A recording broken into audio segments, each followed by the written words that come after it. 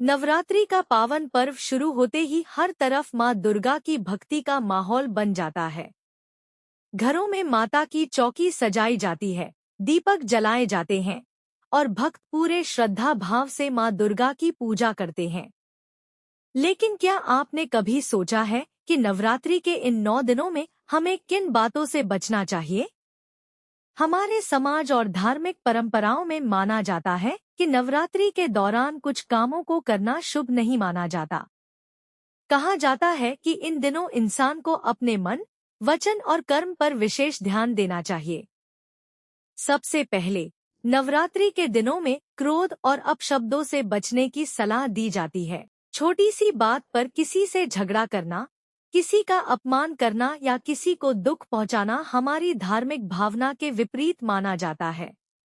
माँ दुर्गा शक्ति और सद्गुणों का प्रतीक है, इसलिए इन दिनों शांत रहना और दूसरों के प्रति सम्मान रखना शुभ माना जाता है। दूसरी बात, नवरात्रि में स्वच्छता का विशेष महत्व माना जाता है।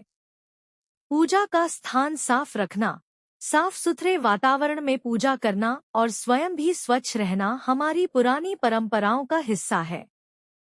तीसरी बात, जो लोग नवरात्रि में व्रत रखते हैं वे अपनी परंपरा के अनुसार भोजन करते हैं। अलग अलग परिवारों और क्षेत्रों में व्रत के नियम अलग हो सकते हैं, इसलिए अपनी मान्यता और स्वास्थ्य के अनुसार ही व्रत रखना चाहिए।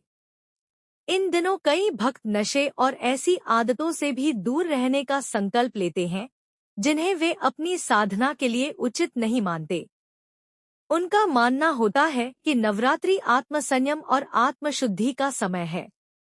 लेकिन एक बात और बहुत महत्वपूर्ण है, नवरात्रि केवल पूजा पाठ और व्रत का नाम नहीं है। अगर हम मंदिर में जाकर माँ की पूजा करें, लेकिन घर आकर किसी गरीब या जरूरतमंद का अपमान कर दें, किसी को दुख पहुँचाएं या अपने परिवार वालों से बुरा व्यवहार करें, तो हमारी भक्ति अधूरी रह जाती है। इसलिए इन 9 दिनों में जितना संभव हो, किसी की मदद करें, जरूरतमंद को भोजन दें, घर के बड़ों का सम्मान करें और अपने आसपास के लोगों के साथ प्रेम से व्यवहार करें। लोकमान्यताओं में कहा जाता है कि गलत आचरण करने से माँ दुर्गा नाराज हो सकती हैं। लेकिन इस बात का सबसे सुंदर संदेश यह है कि हमें डरने के बजाय अपने कर्मों को बेहतर बनाने की कोशिश करनी चाहिए। क्योंकि माँ दुर्गा केवल शक्ति का प्रतीक नहीं है, बल्कि साहस, न्याय, करुणा और बुराई पर अच्छाई की जीत का भी प्रतीक है।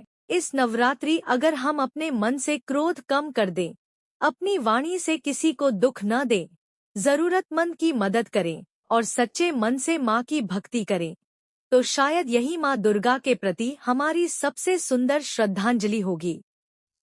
तो इस नवरात्रि एक संकल्प जरूर लें, मन में श्रद्धा रखेंगे, वाणी में मिठास रखेंगे, कर्मों में अच्छाई रखेंगे और किसी को जानबूझकर दुख नहीं पहुंचाएंगे। जय माता दी।